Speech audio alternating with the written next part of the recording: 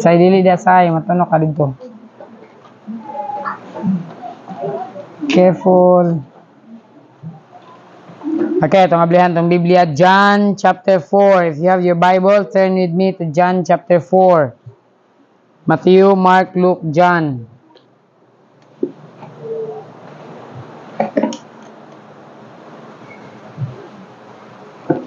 John chapter 4, 35 to 38. Ito ning dunganan sa pagbasa. 3 verses, 4 verses, 35 to 38. Upat ka bersikulo, John chapter 4, verses 35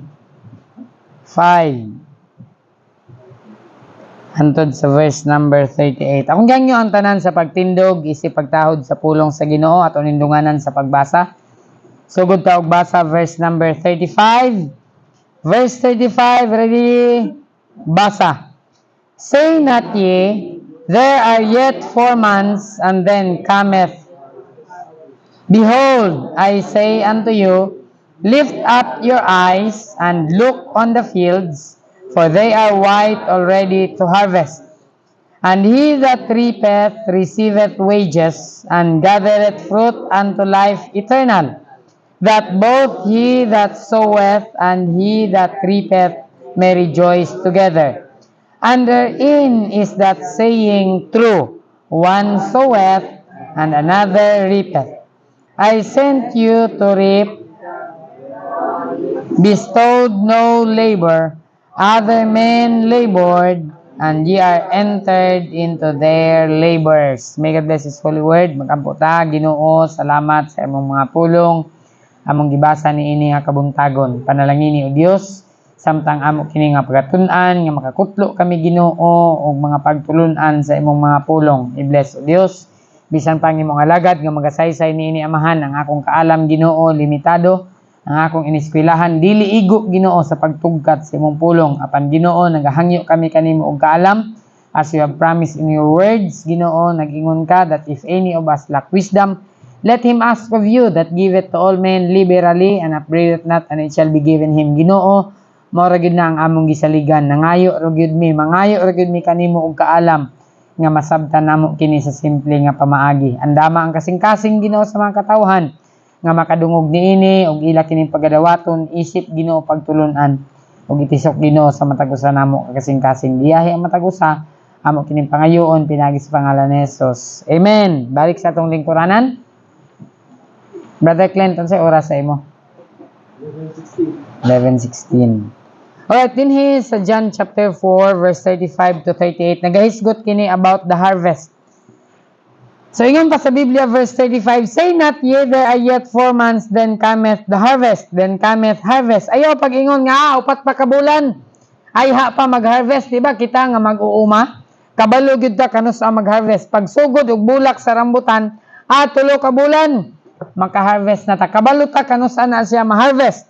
Pero ingon sa pulong sinaya, pag ingon nga upat pa kabulan ay ha ang harvest.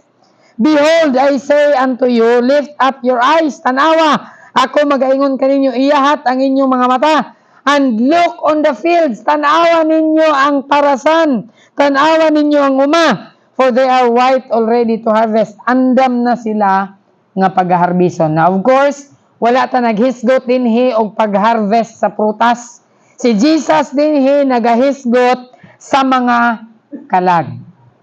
Ingon pa ni Jesus, tanawa ninyo ning mga kalaga, andam na ni sila pag-harbison. And he that reapeth receiveth wages, and gathereth fruit unto life eternal, that both he that soweth and he that reapeth may rejoice together. Karon nga buntag, ang title sa message, Don't Lose the Harvest. Ang word nga lose from the dictionary, to fail to obtain.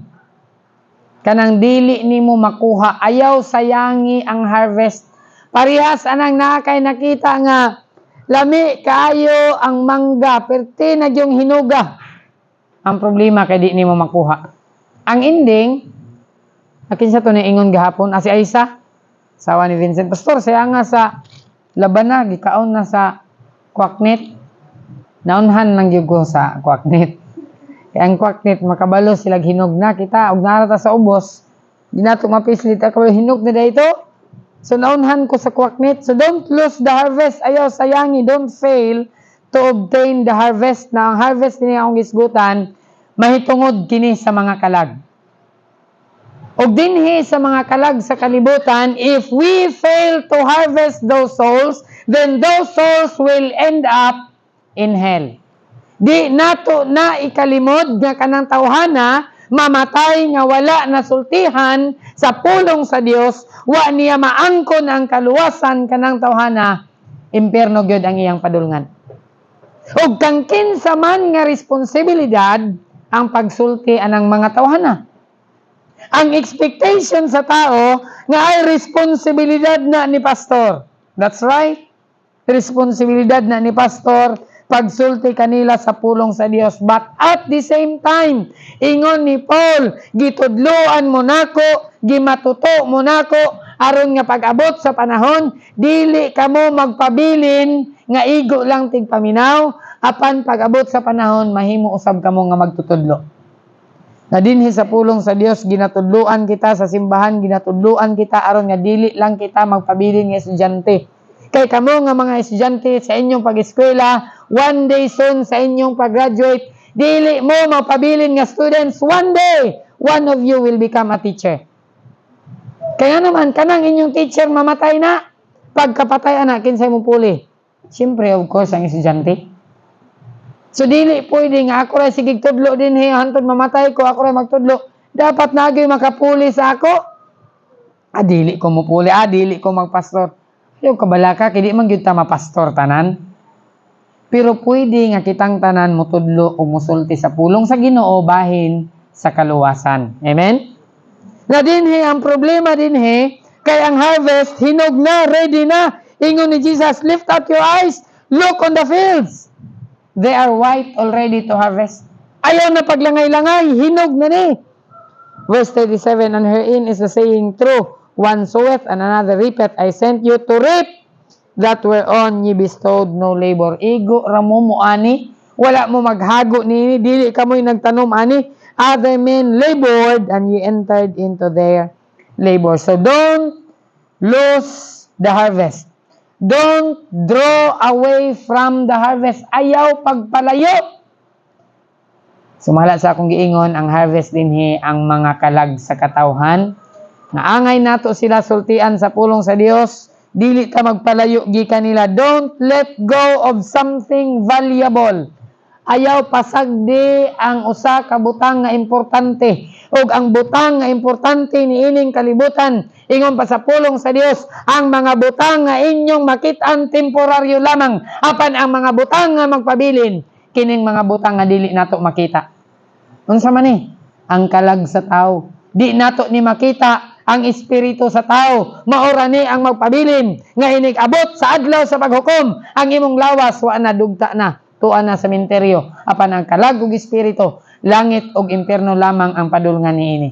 Sa igsoon sa pagtuo, mga Kristohanon, don't lose the harvest. Think about your friends. What about your relatives? What about your neighbors? What about your classmates? Those people are endangered of hell. Padulong sila sa impierno. Not unless you hand them a gospel tract. Nabatay gospel tracts dere? Kasi na gospel tracts din ha. Bisan ang pagtunol na lang sila sa gospel tracts, matagan nato sila sa pulong sa Ginoo. Unya sa inyong paghatag, ingnon ninyo sila, pulong ni sa Ginoo, basahan ni, kay magagiya kini kanimo sa kaluwasan. O kung dili man galing ta makahimo sa paghatag, di man galing ta makahimo sa pagsulti. By the way, kagahapon ba to? Friday ba to? Friday. Dito may ilan ni Nante, nag-Bible study mi dito. Ang contact si Sir Jameson. So usa kana ka-harvest nga ato silang masultihan. Ang wife ni Nante, igsoon sa iyang wife, ang iyang ugangan, si Rosal, mga bata, nasultihan sa pulong sa Dios, nahatagan sa mensahe sa kaluwasan. Ang pinaka-importanting butang ining kalibutan, dili ang atong kurso, dili kung makaangkon tagdako nga balay, dili nang naatay sakyanan, dili nang atong sweldo, dili nang atong attainment, nga mahimo kang abogado, mahimo kang unsay imong gusto, doktor. Dili na mao, dili ang success. Ang importante ining kalibutan, nga ang kalag dili maadto sa impyerno. Nga naman, kay mismo si Kristo, gikan sa langit, ninaog ni ining kalibutan, aron dili ta maadto sa impyerno. Unya karon nga nakabalo na ta, nga di ta maadto sa impyerno, dili ta makahimo sa pagsulti sa atong silingan. Unsaon na lang kung ang imong silingan may impyerno? Unsay ikasulti sa Dios sa imuha? Ablihan nato Ezekiel chapter 33. Mauni ang isulti sa Ginoo sa imuha.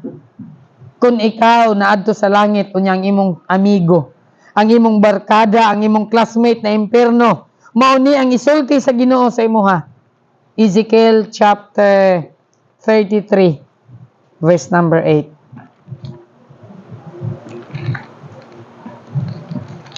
Ezekiel 33 verse 8, the Bible says, "When I say unto the wicked, O wicked man, thou shalt surely die." This is God talking, ingon pa sa Dios, sa dihang ako moingon sa taong dautan. Taong dautan, sigurado na nga mamatay ka. If thou dost not speak to warn the wicked from his wicked way, ikaw ni Kristohanon, kung dili ka mosulti pagpahimangno sa taong dautan sa iyang dalan, kanang taong dautan mamatay sa iyang sala, but his blood. Ano sa ingon sa Biblia? Will I require at thine hand. Kanang tawhanang dautan mamatay, unya wa nimo siya gipahimangnuan, ingon sa pulong sa Ginoo. Inig kamatay niya, apan ang iyang dugo akong paninglon sa imong kamot. Ingnon ka sa Ginoo, ngano man nga ang imong best friend na impyerno man Ingon sa Biblia, responsibilidad da kung maimpyerno sila. Dako kaayo ni nga responsibilidad nga gihatag sa Dios. Pastor, di man ko kabalo mo sulti. Wa gyud nay problema kung di ka kabalo mo sulti. Ing na lang ko. Atong adtuon, ato silang sultihan. And Sir Jimson, sila si Brad Renante, iyang asawa, dito mi katong Biyernes. Nag-Bible study mi dito. Sir Jimson ang kontak. Si Nante, amigo sila ni Sir Jimson, si Gisgot, og Bible study, hantod nakaadto ko. It's not necessarily nga ikaw gyud ang mosulti kung di nimo kaya. Pwede ra ko nimo kontakon, pastor, natay contact for Bible study, pwede maanhian. Yes! Bisan pag na ako'y trabaho, biyahan ko na akong trabaho, kay basig maimpyerno ng tawhana. Ang kalag sa tao ang pinaka-importante niining kalibutan. Importante nga natay trabaho, importante nga aduna tay sweldo, importante man nga natay balay kapuy-an, natay sakyanan nga kasakyan, apan mas importante nga ang kalag sa tao dili maadto sa impyerno. Nindot kayo atong tulog inig kagabi, tingali air condition ang imong kwarto while nagatanaw ka sa TV, nausik ang imong panahon, ang imong barkada namatay niya na impyerno. Pag-abot sa paghukom moingon ang Ginoo, unsay nahitabuan ni nganong wala nimo ni nasultihan sa kaluwasan. Risgo na nato. Panilngon sa Dios ang ilang dugo gikan sa atong kamot. Don't lose the harvest. Una sa tanan, number 1, vision of the harvest. Unsa man ning word nga vision? The act or power of seeing. Dapat kita mga Kristohanon naatay panglantaw sa harvest. Amen? Naatay panglantaw ining mga tawhana nga ako ni siyang sultian, ako ni siyang suginlan sa pulong sa Dios. Hatagan ni nako siya gospel tracts kay basin mamatay ning tawhana. Maimpyerno ni. Unya inigabot nako sa langit, ingnon ko sa Ginoo. Nganong wa nimo siya nasultihan sa akong pulong. Risgo na nato ingon sa Biblia, paninglon na sila sa Dios gikan sa atong kamot. Kay wa ta nakasulti sa ilaha sa pulong sa Ginoo bahin sa kaluwasan. Kristohanon, dapat natay vision sa harvest. Amen? Panglantaw, kini akong amigo, ako ning hatagan og gospel tracts. By the way, natay mga gospel tracts din after church. Ato tong ipanghatag, kay basin maimpierno sila. Pastor, akong gisultihan pero wa gyud naminaw ingon sa Biblia. Dili na nimo tulubagon kundi sila maminaw. Ilahan na ng tulubagon sa Dios. Nga wa sila naminaw sa pulong sa kay ingon sa Biblia, whether they will hear or whether they will forbear, for they are a rebellious house. Naagay mga tao nga rebelde nga dili maminaw sa pulong sa Dios. Apan ang importante nga misulti ta sa iyahang pulong. So vision dapat naatay panglantaw mahitungod sa harvest. Verse 33 ug 34. John. Balik ta sa atong text. 4:33. John chapter 4 verse 33 to 34. The Bible says in verse number 33 ug 34, Jesus saith unto them, my meat is to do the will of him that sent me, and to verse 33, sorry. Therefore said the disciples one to another, hath any man brought him aught to eat? While nagkaon sila ang mga disipulo kauban ni Jesus, adunay usa kanila nga miingon sa verse number 33. Then said the disciples, ingon ang mga disipulo sa matag usa, naghunghunganay sila, hath any man brought him to eat? Nabay naghatag og pagkaon kang Jesus? Unsa gay inyong bation? Unya panahon mga unta. Unya dili ka agdahon, labi nagbisita ka. Di ba lain imong paminaw? Sila ra may nagkaon-kaon. Ingon sila, hath any man brought him aught to eat? Nabay naghatag sa iyang pagkaon? Kabalo mo sa giingon ni Jesus verse 34. Jesus saith unto them, ingon siya sa mga disipulo, my meat is to do the will of him that sent me and to finish his work. Ang akong pagkaon, dili na mao ang inyong gikaon. Ang akong pagkaon, sa ingon niya, verse 34, is to do the will of him that sent me. Mao ang pagbuhat sa kabubuton niya nga nagpadala kanako og sa paghuman ani nga trabaho. Kabalo mo unsa na? Ang pagpangabig sa kalag.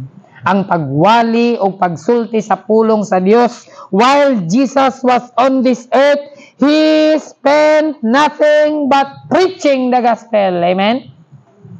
He did not lose any of His time. Ingon sa pulong sa Ginoo, bisag asa siya moadto daplin sa baybay, tua nagwali si Jesus. Tua siya sa bukid, nagwali si Jesus. Nga bisan pa, didto sa dagat, nagwali si Jesus. Bisan asa si Jesus, ang iyang ginabuhat, pagwali, mahitungod sa kaluwasan. Kristohanon, naapod unta tay vision. Unsa man nga vision? Spiritual over physical.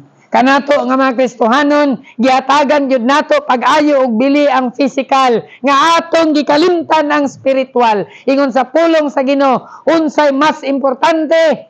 Ang kalag sa tao kaysa lawas sa tao. Kay kanang lawas gikan sa abog mo balik sa abog. Apan ang kalag ug espiritu, langit or impierno ra gyud ang padulngan.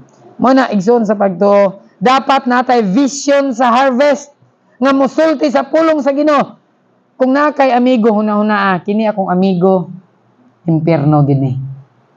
Gawas lang konsultihan nako ni sa pulong sa Ginoo.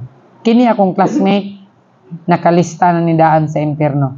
Kinahanglan nako ni sa sultihan sa pulong sa Ginoo. Di nako kaya mosulti, hatagan ni nako siya gospel tracts kay basig maimpierno ni siya. Dapat natay vision sa harvest. Ug ang atong vision, dapat spiritual over physical. Ingon pa si Jesus, my meat is to do the will of him that sent me. Dili ko concern ana inyong pagkaon. Ang akong concern karon nga makasulti ko sa pulong sa amahan nga ang tao dili maadto sa impierno. Sunod nga vision, eternal over temporal. Spiritual over physical. Di nato hatagan og concern atong physical. dapat ang espirituhanon. Ikaduha, eternal over temporal. Ang eternity. Kay kaning temporal diri sa kalibutan, sakyanan, balay, sanina, temporal, mawala ra ni. What matters is eternity. Kanang kurso inyong gieskwelahan karon, after 5 years, o siguro 10 years, sa inyong gieskwelahan, 5 years, architecture, mahuman na nga kurso, nyanig ka human, trabaho. Human, inig trabaho ni mo. Kabalo mo, unsa na, kanang tanan, temporal lang na. Pero what matters is eternal, ang eternity. Nga makasulti ta sa tao bahin sa kaluwasan. Importante kayo nang maningkamo ta, mo trabaho ta, paeskwelahon ang atong mga anak, hatagan maayo nga kaugmaon ang atong pamilya. Apan mas importante gyud nga masultihan gyud sa kaluwasan. Kay basig na kaeskwela ang imong anak, maayo na ang attainment, nahimo ng abogado, nahimo ng doktor. Unya pagkamatay na impyerno. The Bible says, unsay pulos?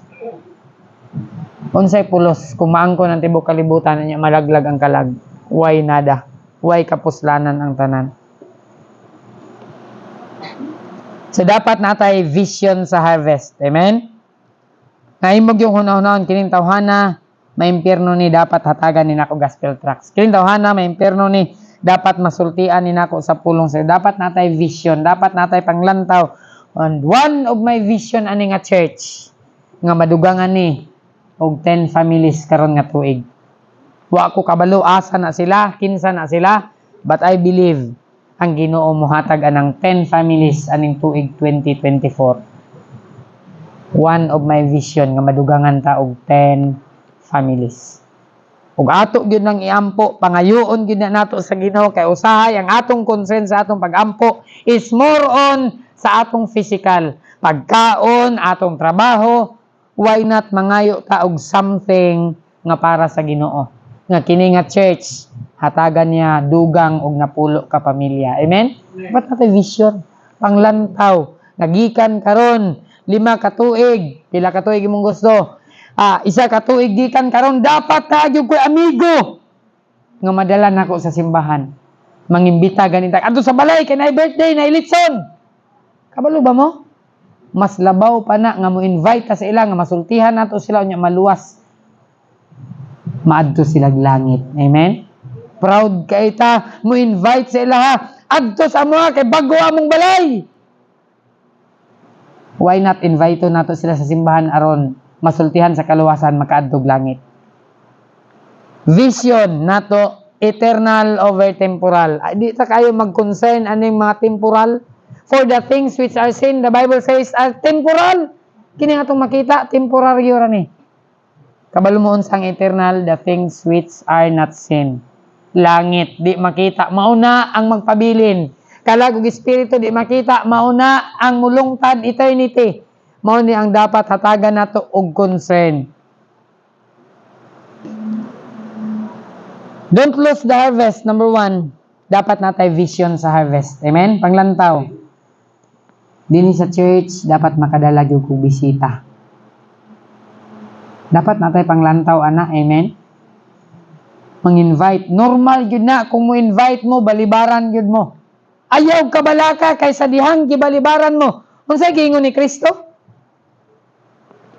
Kung inyo kung isalikway din sa kalibutan, isalikway usab kamo sa akong amahan. Ingon mismo si Kristo, dili man kamo ang ilang gisalikway, kundi ako.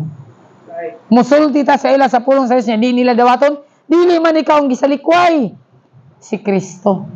Mana, aigo ra gyud ta musulti sa pulong sa Dios. So, dapat natay vision sa harvest. Ikaduha, value of harvest. Tanaw na to ang value. Mark chapter 8 verse 36. Mo ni siya ang value sa kalag nga atong i-harvest. Mark 8:36. The Bible says, verse 36. Mark 8:36. Akong basahon. For what shall it profit a man if he shall gain the whole world and lose his own soul? That's a good question. Unsa ang ginansya sa tao kung maangkon niya ang tibuok kalibutan, unya malaglag ang iyang kalag? Hunahunaan ni mga dato nga tao. Kinsa may dato nga tao sa Cagayan yung nailhan? Alvarez. Dilioy. Dilioy. Ano gets na nila? Oy. Mga dato nga tao ba dinhi sa Cagayan? Hunahunahon ni muna daghan kay sila kwarta, daghan kay sila sakyanan, and yet sa ilang bahandi aning kalibutan na nakita ba nimo nga nakontento sila? Wa man gihapoy pagkakontento. Ug mao gyud na ang kamatuoran. Why? Because these things are temporal. Ug wa gyud katagbawan aning kalibutan na. Ang katagbawan ra gyud nga atong maangkon, nga maangkon nato ang kaluwasan. Amen? Nga natay assurance kung mamatay ta, langit ta padulong. Ug dinhi sa atong gibasa, verse 36, what shall it profit a man if he shall gain the whole world and lose his own soul? Nakita ba ninyo ang value sa soul? Ani nga bersikulo? Ang value sa soul. Ani nga bersikulo unsa? Compare to the whole world. One soul compare to the whole world. Nga bisan pag ikaw ang tag-iya sa kalibutan, kung maimperno ka, walay pulos. Ingon ana ka valuable ang harvest. Mao na nga di gyud ta mag-waste og time. Na remember nako ang sayings. If you are going to talk about someone, then talk to someone about the Lord. Kung nakay kaistorya, hala lakbiti gyud. Istoryahe gyud mahitungod sa Ginoo. Amen? Pananglitan nagdeal mo sakyanan inyong gihisgutan na paayo kag sakyanan. Pag makakuha kag chance, sultihi dayon sa pulong sa Dios, labi na sa kaluwasan. Amen? Giunsa nimo nga naluwas ka, isulti sa iya ha. Giun sa unsang pamaagi ikaw naluwas. Nganuman ang value sa soul compare to the whole world. Ang usa ka kalag. Ug kabalo ba mo nga sa usa ka kalag nga atong madala sa tiilan sa Dios. Tanawa Luke chapter 15 verse 7. Luke chapter 15 verse 7. The Bible says, I say unto you that likewise, what? Joy shall be in heaven over how many? One sinner that repenteth, more than over 99 just persons which need no repentance. Ingon sa pulong sa Ginoo, unsa ang naa sa langit? Joy shall be in heaven over one sinner that repenteth. Adunay usa ka makasasala nga naghinulsol. Adunay celebration sa langit. Amen? Amen. Ang mga anghel nag-awit. Nganuman, kay adunay usa nga naghinulsol. Labaw pa sa 99 ka mga tarong nga tao nga wa na nagkinahanglan og paghinulsol. Ingon pa ni Jesus, wala ko mianhi sa pagpangita sa matarong. Unsa gingon ni Jesus? Mianhi ko aron sa pagpangita sa mga makasasala nga sila maghinulsol. Mga Kristohanon, hatagan gyud nato og value ang harvest. Amen? Kining soul nga atong madala, ma-invite nato sa church, masultihan sa salvation. They are very much valuable. They are more precious than gold. Nga di sila maadtog impierno. And the value of that one soul is compared to the value of the whole world. Grabe kabililhon ang kalag sa tao. Verse 10. Likewise I say unto you, there is joy in the presence of the angels of God over how many sinners?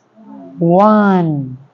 Over one sinner that repented. Ingon sa pulong sa Dios, adunay kalipay sa presensya sa mga anghel sa Dios sa usa ka makasasala nga maghinulsol. Wow! Kalipay dito sa langit sa makasasala nga maghinulsol. So makita nato ang worth of the soul i-compare sa whole world. Ingon ana ka valuable ni nga harvest.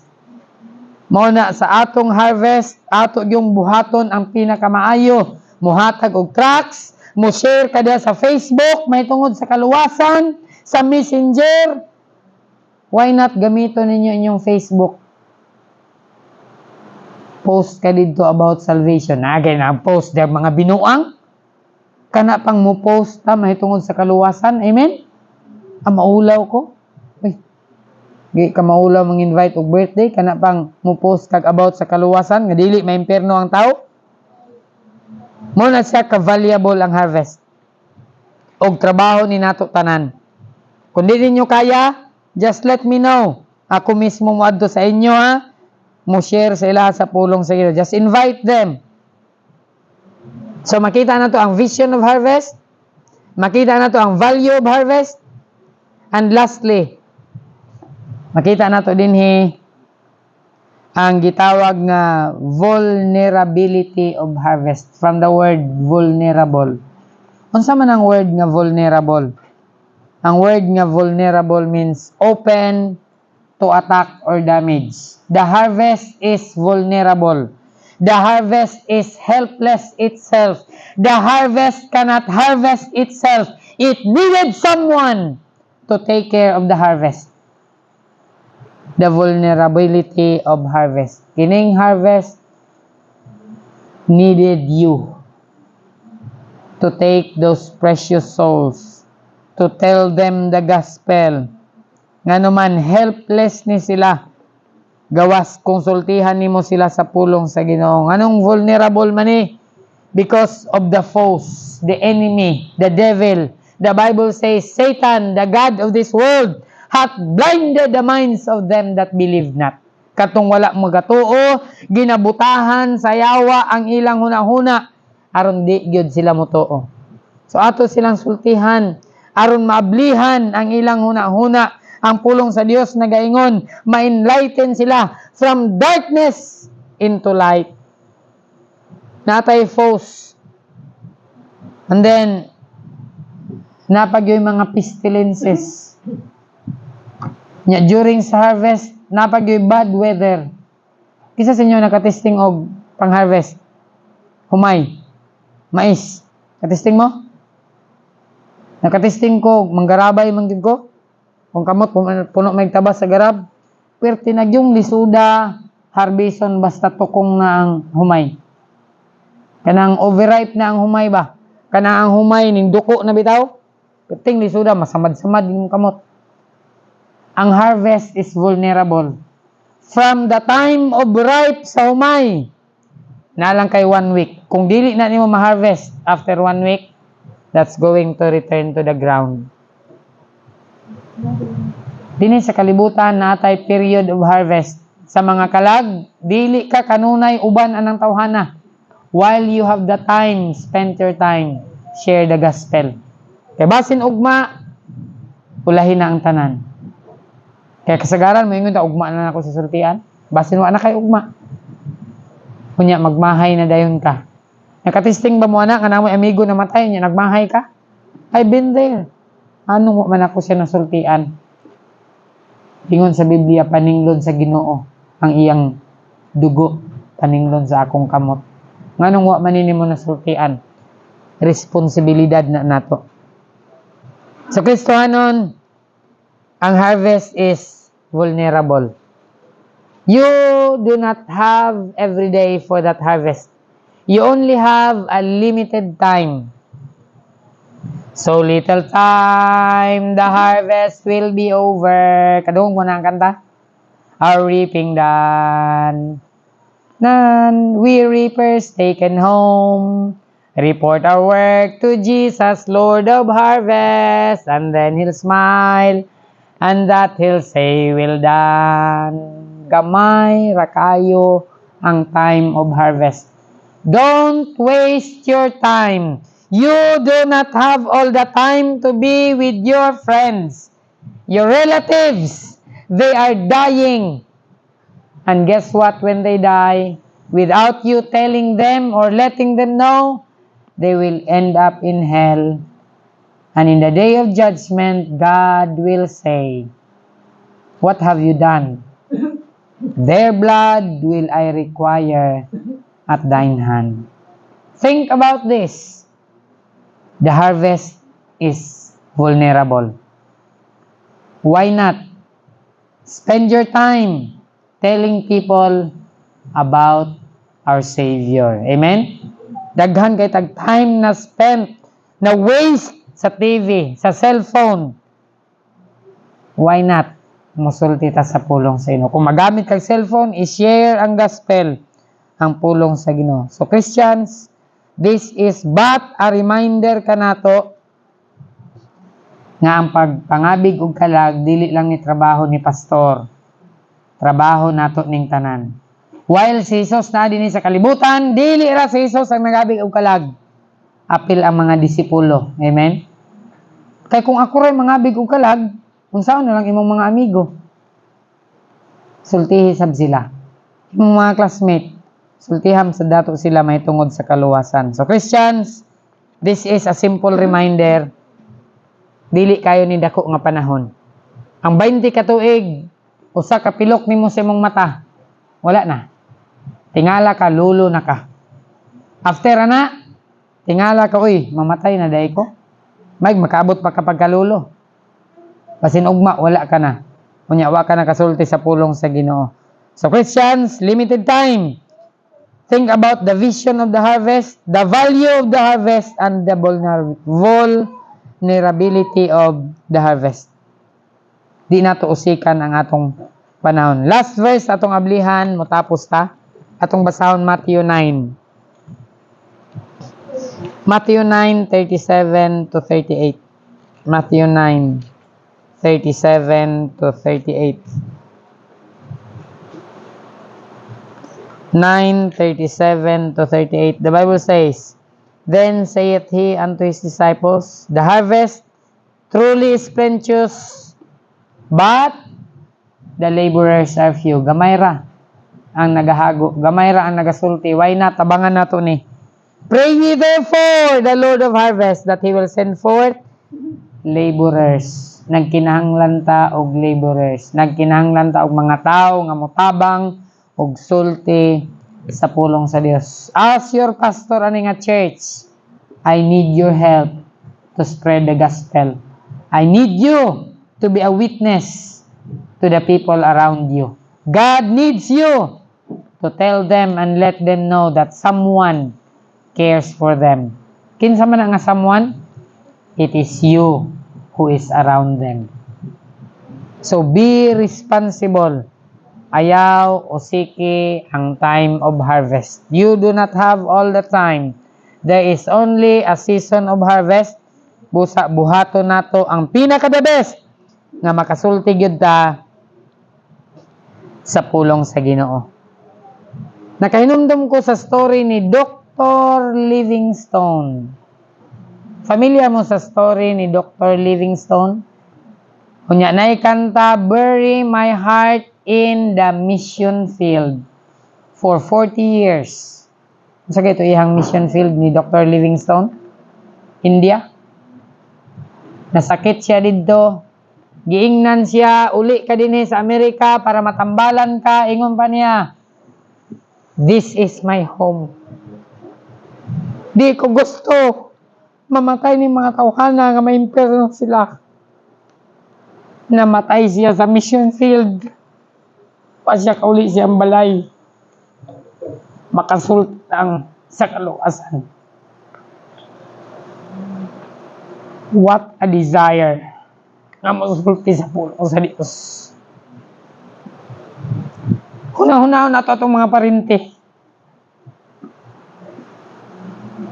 Mama, papa, igsoon, kung maimpirno sila, kung sa iingon sa Diyos, akong paninglon ang ilang dugo. asa paninglon sa Dios? Sa atong kamot. We will be held responsible. While we have the time, why not? Sultian nato sila sa pulong sa Dios.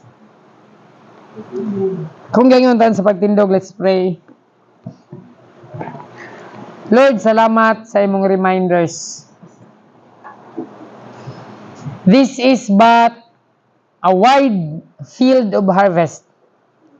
I cannot do it myself, Lord.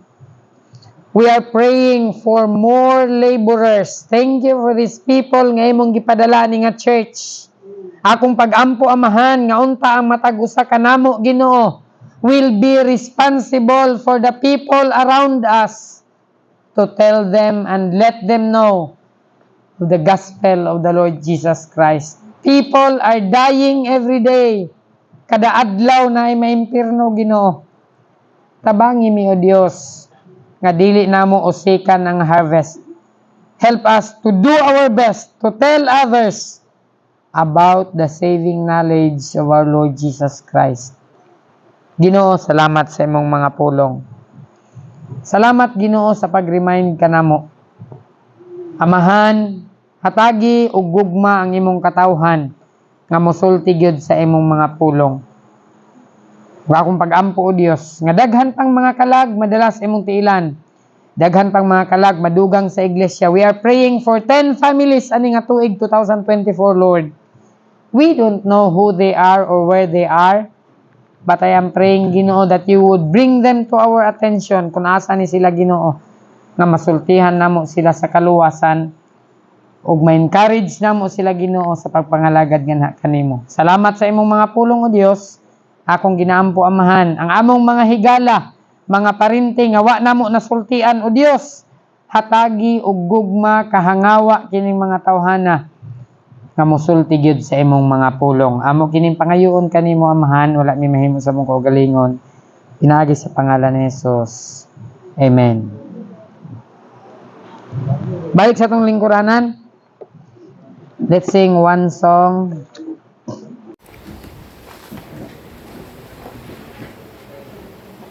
Page number 368. 368. Have I done my best for Jesus? Nahimo ba nako ang akong pinakamaayo para sa Ginoo? If you are going to do something, then do your best. Let's do our best. 368 verse 1 and last verse 4.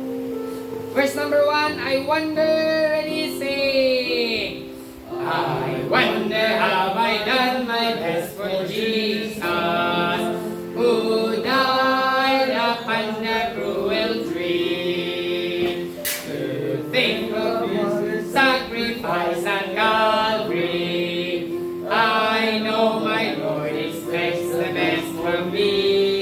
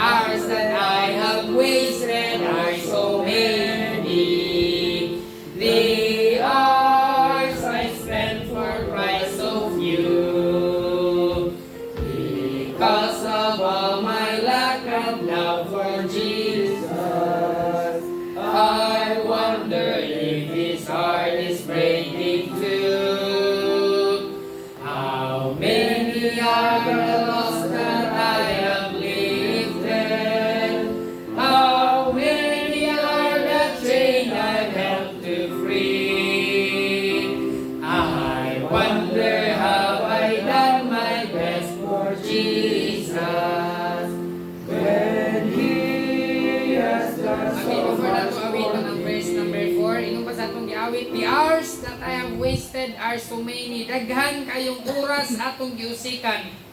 Tingali atong nausikan, pinaagi sa atong cellphone, nausikan sa atong mga barkada, asa na nausikan nga oras.